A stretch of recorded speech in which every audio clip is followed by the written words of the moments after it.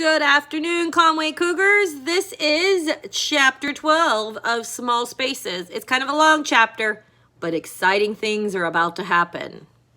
The bus filled with laughter. Mr. Easton chuckled and pulled out his phone. Good joke, he said.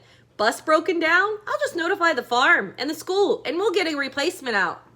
If we can't fix it. We might be here for a while. Well, nope, day is perfect. Ollie frowned and got out her own phone. Somewhere over her head, she could feel Brian eyeing it. I didn't know they still made those. Ollie's phone was a heavy thing that flipped open. She had to text by scrolling through pneumatic options, and it took forever. But the phone had been her mother's. Dad had tried to get her a new one for her birthday, but she had screamed at him and threw it across the room. No service, said the screen. My phone doesn't work, the whole bus said, complaining in a chorus. Ollie looked out the window again. How long had they been driving? She had gotten muddled up while reading. The farm was not that far away, and they definitely had service there. She couldn't think of no service spots between the school and the farm. But that didn't mean there wasn't any. The noise in the bus was rising, a discontented, phoneless howl. Enough, bellowed Miss Easton. He had already stowed his own phone. Well, bad luck, he said to the driver. Care to pop the hood? I'll hop out and see what the trouble is. The driver pulled the lever for the hood, but he didn't get out to help Mr. Easton. He sank back down in his seat and stared straight ahead. Mr. Easton shrugged, pulled the lever for the door himself, and went out. A creepy feeling ran down Ollie's spine. What had the driver said? They'll come for the rest of you. Mr. Easton thought it was a joke. Ollie remembered the driver whispering in the graveyard, and she wasn't so sure. The driver of her window was fogging up. The inside of her window was fogging up. Ollie reached over Brian, wiped the sleeve of her sweater on the glass, and looked. The trees were bare. The road stretched away flat before and behind them. The grass between the road and the forest was long and wet and flopped in the asphalt. How long until dark? The overhead lights flickered. Ollie felt a cold tug of memory. Hadn't Beth said something about the candles flickered? But this was totally different, she reassured herself. The bus hadn't broken down, and that was why the lights were blinking.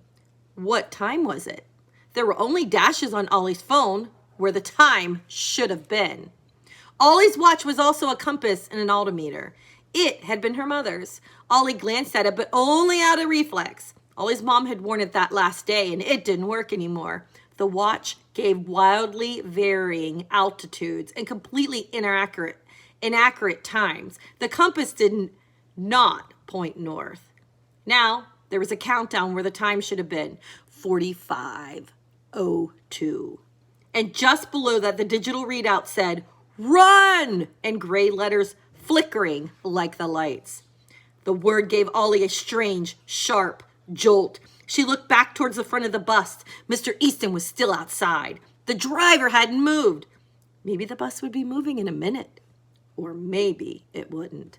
Ollie grabbed her backpack so that Phil couldn't put a frog or something in it and marched up the aisle. All around, her classmates talked, laughed, and yelled.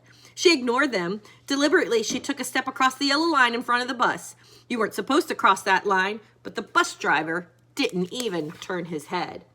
What happened at nightfall? Ollie demanded, wishing her voice didn't sound so breathless. The bus driver's mouth curved up in a strange angle, as though the child had drawn the smile on. His tongue and gums were red. He said nothing. Who's coming for us? Ollie said, getting control of her voice, but still no answer. Ollie clamped down on her fear. After all, Mr. Easton was right outside and the bus was full of people. From the front of the bus came a series of loud bangs and some un-teacher-like swearing. Suddenly, the bus driver said, "Can't tell you. Already said too much." Won't tell me, Ollie thought. No, can't. She remembered lunchtime, the driver's vast plate of food, his red, biting mouth. Maybe. Are you angry? Are you hungry? This time, the driver's turned to face her. Ollie got a terrible shock. His eyes had turned white as an egg, pupilless. He might have been blind, except he was definitely looking at her. His teeth were perfectly white, too, sharp against his red lips. Ollie reached down to her lunchbox, got out a quarter of her turkey sandwich. The driver licked his lips and reached out one stealthy, grabby hand. Ollie stepped back. "No," she said. "It's mine." Herons and books always sounded brave, but to her own ears, Ollie sounded scared. "I'll trade you for it." The whites The white eyes narrowed. "You answer my questions," Ollie said, "and I'll give you my sandwich." A long silence. "Shouldn't," grunted the driver. "Fine, then," said Ollie. "See if I care." And she lifted her sandwich as though she meant to take a huge bite, and though she wasn't hungry, not at all. Right before she sank her teeth into it, the driver asked, "What questions, little girl?" The noise in the back of the bus was deafening. Probably no one could hear this conversation but them. Ollie thought hard, keeping an eye on his thick fingers. "Who's coming?" she asked. "At nightfall." The white ice swept her up and down and then said, "His people, his servants." Ollie swallowed. "Who is he?" "He has many names, and as many names as people have words." That wasn't helpful, Ollie thought again. "What are his people going to do?" "Take you to him, bargain complete." Ollie felt another twist of fear in her stomach. Trying to keep her voice steady, she said, "You said we had to get moving. Where?" The driver smiled a little. "Forest. Get into the forest. The further you go, the longer you stay free. Maybe even find your way out again." "Maybe." "Free," squeaked Ollie. "Who are his servants? What do they look like?" The driver only licked his lips. "You've already asked too many questions. That was all the questions. I can't answer any more questions."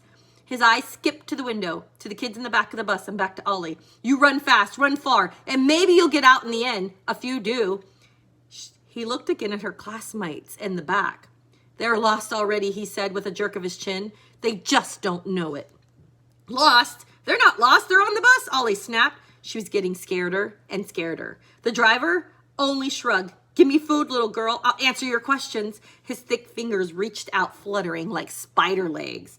Ollie's fingers were tingling with a slow dread. Numbly, she handed over the sandwich. Was he lying? Would he lie?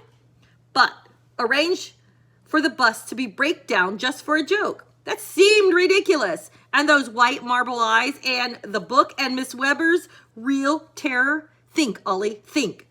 The quarter sandwich disappeared in a single gulp. The way he inhaled his soup at the farm. "Where in the forest?" Ollie asked low. "Please, will you tell me? Where can we go that is safe?"